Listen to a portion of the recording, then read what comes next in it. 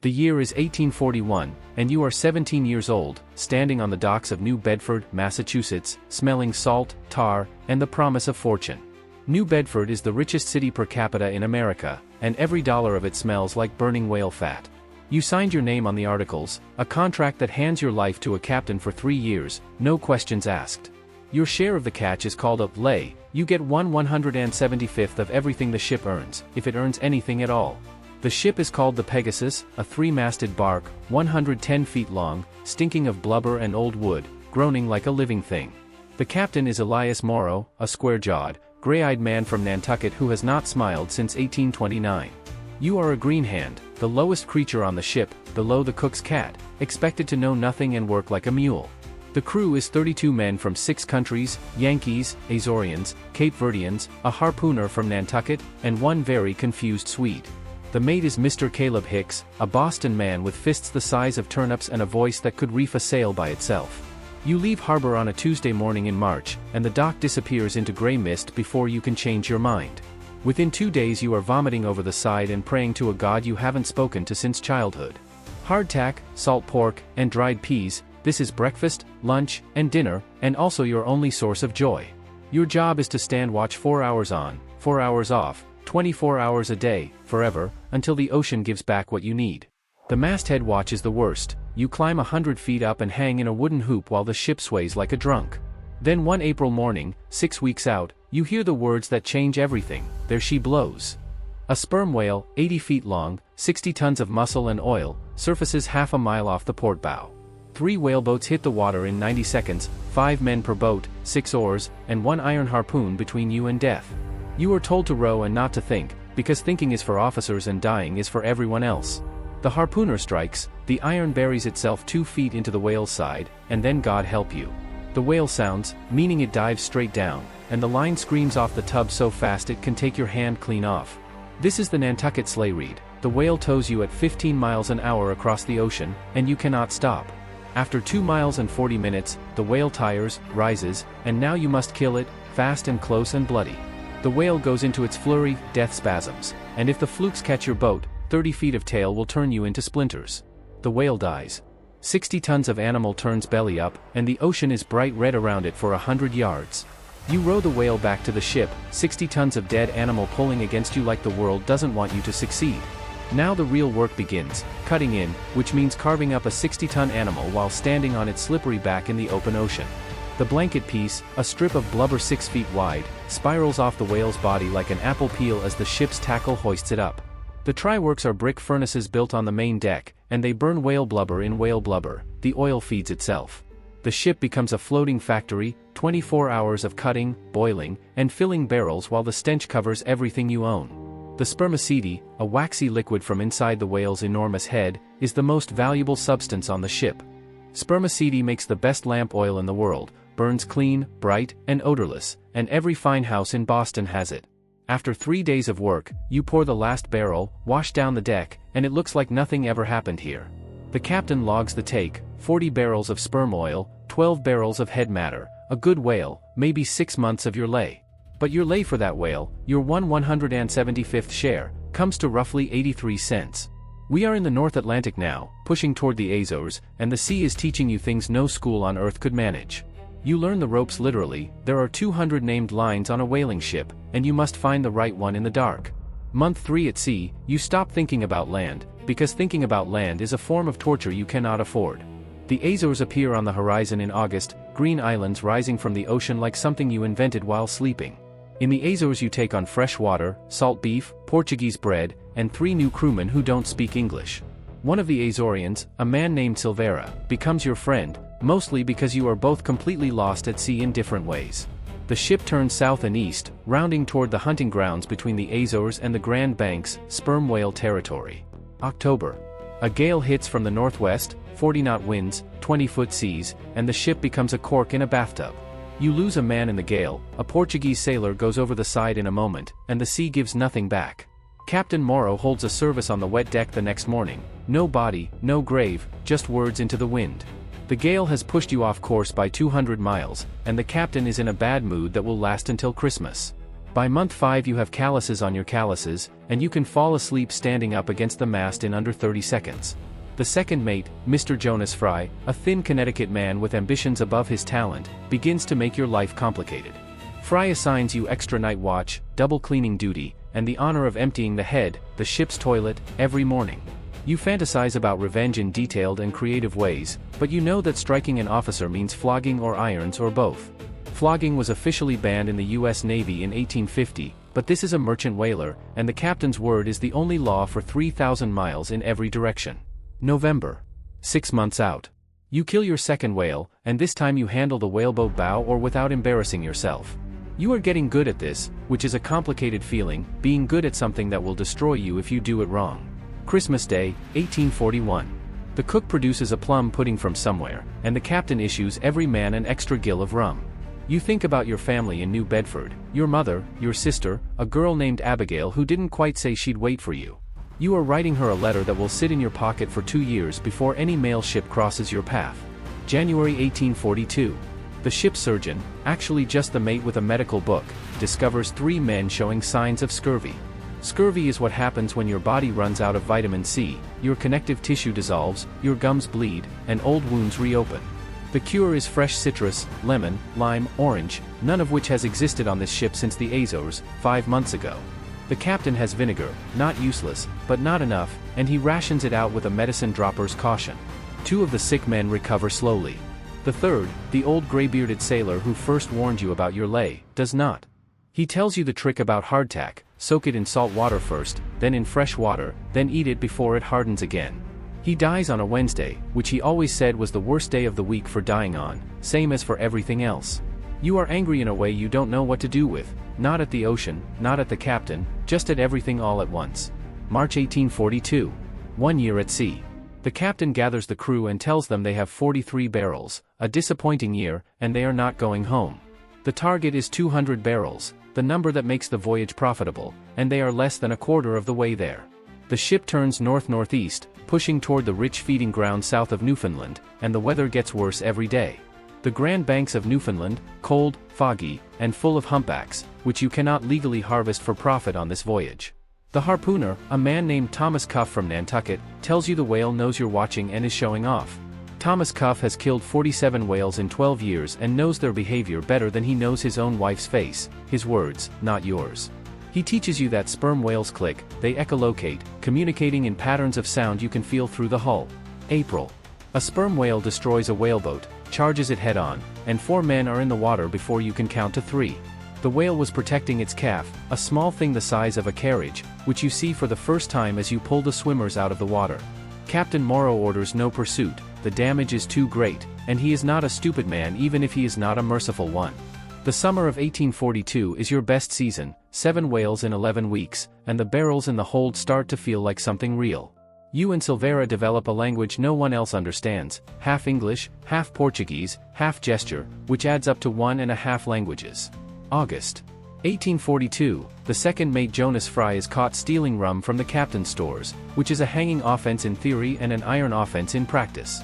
Fry is put in irons for 3 days, iron cuffs, below decks, bread and water, and when he comes out, he has new opinions about fairness. After Fry's release, he never assigns you extra duty again, not out of kindness, but because he is now terrified of everyone equally. October 1842. 18 months out. The hold has 120 barrels, and everyone does the same math every day. A mail ship crosses your path in November, the first connection to the world in over a year, and every man lines the rail like a congregation. You receive 1 letter, from your mother, which you read 4 times on deck and then carry inside your shirt for the next 6 months. No letter from Abigail. You spend 3 days being publicly fine about this and privately a disaster. Silvera, who cannot read English, nonetheless sits beside you for all 3 of those days without saying anything useful. The whittled piece of wood Silvera makes during those 3 days turns out to be a small rough whale. He gives it to you without ceremony. January 1843. 2 years out. The first mate Hicks confides in you, which is itself alarming, that the crew below the officers is not happy. Below decks, the mood has curdled. 2 years of hardtack and salt pork and empty promises about profits will do that to a man. The ringleader is a large Nantucket man named Perkins, who has done this voyage 3 times before and has opinions about all 3. Perkins argues that the lay system is theft, that the owner in New Bedford sits in comfort while the man who does the killing gets pennies. He is not entirely wrong, which is the most dangerous thing about him. March 1843. The captain announces the ship will stop in Fayal in the Azores for resupply, and Perkins takes this as a deadline. The plan is simple in the way that all terrible plans are simple. Take the ship at night, put the officers off in a whaleboat, sail for the Caribbean. You have 3 days to decide whether you are a mutineer, an informer, or a very quiet bystander, none of which are comfortable options. You talk to Thomas Cuff, the harpooner, because he is the only man on the ship you trust completely and who doesn't want anything from you. Cuff says, if they take this ship, they will kill Morrow, not put him in a whaleboat. Perkins is not that kind of man. You go to the first mate Hicks at 2 in the morning, which is the least suspicious time to go to an officer, bizarrely. Hicks listens without moving for 4 minutes, then says, I see, and shuts the cabin door in your face.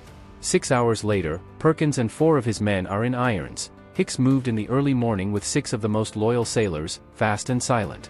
Perkins looks directly at you across the deck, and you look back, and neither of you blink for a very long time. Captain Morrow does not thank you. He gives you a nod so small it may not have been a nod at all, which from him is a standing ovation. The Azores. Fayal Island. You step on land for the first time in 14 months, and your legs immediately try to return to moving with the sea. You eat an orange. You eat 3 oranges. You eat 5 oranges and then you sit on a wall and your body sends you the most grateful signal it has ever managed. Perkins and his men are handed to the Portuguese authorities in Fayal, which is a complicated legal situation that nobody fully resolves until 1851. You sleep in a bed, a real one, with a mattress, for 3 nights in a Fayal boarding house, and it takes you until night 3 to actually sleep in it.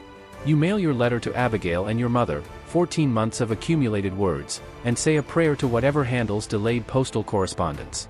A new man joins the crew in Fayal to replace one of the mutineers, a young Azorian named Domingos, 17 years old, terrified, and completely at sea. You are 18 months wiser than Domingos and approximately 2,000 years older in every way that matters. The Pegasus leaves Fayal in April 1843, turning southwest this time, pushing into the deep Atlantic hunting grounds west of the Cape Verde Islands. In May you have your closest call, a Nantucket sleigh reed that dumps you overboard, and you go under twice before Cuff gets a rope to you. Cuff pulls you out of the North Atlantic by one wrist, and you cough up what feels like a personal portion of the ocean on the whaleboat floor. That night you cannot stop shaking, which is embarrassing, but Cuff sits with you in your hammock until you stop, which is less embarrassing and more important. June 1843, you find the great hunting ground southwest of the Canaries, and the whales come up like a gift from a sea that has been withholding everything. 6 weeks. 41 barrels. The hold is getting heavy and the ship rides lower in the water, which is the best problem in the world. You find your rhythm, you are no longer thinking about home, about Abigail, about land, you are thinking about the next watch, the next whale, the next barrel. September 1843. A ship appears on the horizon, a British whaler out of Hull, and the gam begins. A gam, when 2 whalers meet and socialize, is the only party that exists in the deep ocean, and therefore the best party in the world. The British captain shares news. President Tyler has survived an assassination attempt, the first steam-powered whaler has been built, and apparently Abigail has married a shopkeeper. You are at sea, you knew this was possible, and you are only 19 years old, which is the only relevant fact. Silvera carves Abigail on a piece of driftwood and drops it over the side, a funeral he insists you need to perform, and he's not wrong. December 1843. 2.5 years out. The hold has 172 barrels, and home is something you can almost smell. January 1844. A whale fights back, a big male, 60 feet, rams the whaleboat from below, and the boat explodes upward into splinters. Nobody dies, which is astounding, but you spend 20 minutes in 40-degree water before the second boat reaches you. Cuff pulls in the harpoon line, the iron is still in the whale, and somehow, that 70-year-old whale fights on for another hour. You boil that whale for 4 days, and he gives you 31 barrels, and you thank him in a way that surprises you. February 1844. The captain calls all hands. 207 barrels in the hold. The ship turns north and west. Home. The North Atlantic in February, gray, cold, brutal, and the most beautiful thing you have ever seen in your life. Cuff teaches you celestial navigation on the way home, the sextant, the almanac, the stars as a map, because he says a man should always know where he is. You learn that the stars don't move, you do, and this is either obvious or profound, and possibly both. March 1844. 3 weeks from home. You begin to notice what you've forgotten, the smell of bread, the sound of rain on a roof, the weight of solid ground. Domingos asks you what New Bedford looks like, and you describe it for an hour using your hands and Silvera's translation and most of your vocabulary. The captain summons you privately for the first time in 3 years. He says you have leadership material and asks if you want a berth as boat steerer next voyage. You tell him you'll think about it, which is the most authority you have ever exercised in 3 years, and it feels exactly right. The night before you raise land, nobody sleeps, men stay up talking, or just sitting quietly on deck in the dark, listening to the ocean. April 1844. Buzzards Bay. The coast of Massachusetts rises from the morning fog like something your imagination made. New Bedford Harbor. Pilot boats come out. People on the dock. Someone is ringing a bell. You are not ready for any of this. Your mother is on the dock. You know her before you see her face, the set of her shoulders, the way she stands, the green wool coat. You run down the gangplank in a way that is absolutely beneath your dignity as an experienced whaleman of nearly 3 years. Your mother smells of bread and lavender and she is crying, and these two things will be your definition of home for the rest of your life. Your lay after 3 years and 207 barrels of sperm oil, $81.40. The ship owner, a fat man in a very good coat, exactly as Perkins described, made $14,000 from the same voyage. You spend $12 on new boots, $7 on a week in a boarding house, $3 on a suit to look for better work, and the rest is gone by Thursday. You walk the docks of New Bedford and you look at the ships differently now. You know every rope on every one, every job on every deck, every small misery in every hold. You go to the office. You pick up the pen. You sign the articles again, this time as boat steerer, with a lay of 1/75. Your mother cries again. You promise to write. You mean it this time, because you know now exactly how long a letter can take. Silvera ships out on a different vessel, a Nantucket bark going south, and you shake hands on the dock and say everything in no words at all. Thomas Cuff retires. 47 years old, 61 whales, a house in Nantucket, a wife who has waded through 6 voyages, and a back that is done with the ocean. He gave you 2 things when you parted, the brass sextant he taught you on, and 1 sentence, which he said once and didn't repeat. The sentence was, know where you are at all times, not on the chart, in yourself, and no ocean can take you anywhere you didn't choose to go. You are 20 years old. You have killed whales, survived mutiny, drowned and been pulled back, buried friends, lost a girl, and found 3 languages. You are also, by the standards of 1844, very nearly an old man, and you feel every year of it before breakfast every day. The American whaling industry will peak in 1846, 2 years from now, and then decline, replaced by petroleum and steam and cleaner conscience. You don't know any of this yet, you only know the weight of the harpoon in your hand and the sound of the captain calling for more sail. Now for the numbers, because history deserves to be counted. 3 years, 47 days, total time at sea. Distance covered, approximately 22,000 miles. Whales taken, 11 sperm whales. Barrels filled, 207. Market value of the cargo in 1844, approximately $11,200. Men lost, 2, 1 to the gale, 1 to scurvy. Men mutinied, 5, including 1 officer. That is a statistically typical voyage, which should horrify you. The sperm whale you thanked in chapter 123 was probably 60 to 70 years old, born before the American Revolution, and almost certainly felt pain. New Bedford in 1845 had the highest per capita income of any American city. The whalemen who filled those barrels had an average annual income of $27. Herman Melville shipped out of New Bedford on January 3, 1841, 3 months before our protagonist, and wrote a book about it that you would recognize on every page. Melville was also a green hand, also paid a fraction of nothing, and also couldn't quite explain to anyone back home what the ocean had done to him. The industry these men sustained lit every lamp in America for 50 years, every operating room, every library, every bedroom where a child learned to read. Not one of the men who provided that light is remembered by name, only the ships, and even the ships are mostly gone. The trypots from a New Bedford whaler were recently found in the mud of the harbor, 50 years underwater, still full of hardened oil. Sperm whales dive to 3,000 meters and hold their breath for 90 minutes, they are doing this right now, while you watch this video, in the same ocean. They communicate in codas, rhythmic click patterns specific to family groups, and pass them down across generations, which means it is culture. The scarring patterns on individual sperm whales have been documented continuously since the 1980s, some of the same animals are alive today that your protagonist's counterpart might have seen. Worldwide sperm whale populations today are estimated at 300 to 500,000, perhaps 40% of pre-whaling numbers.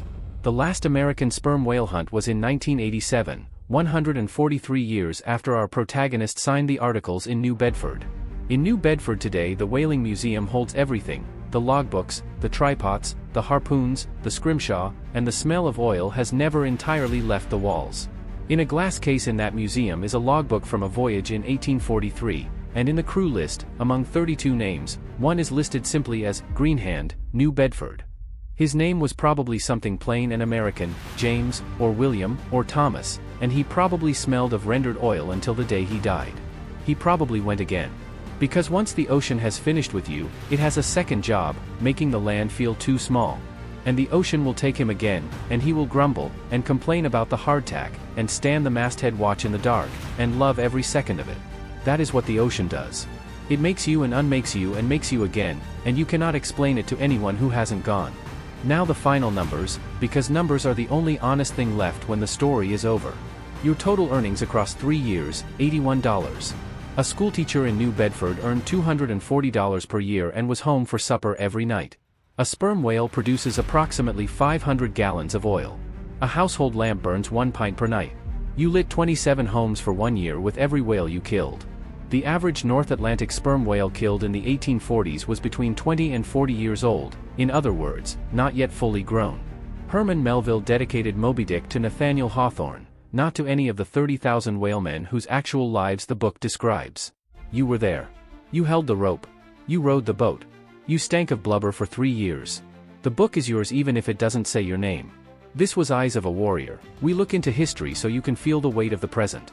If this voyage meant something to you, leave a like, subscribe, and ring the bell, because out here on the algorithm, every signal counts, and we'd rather not drown.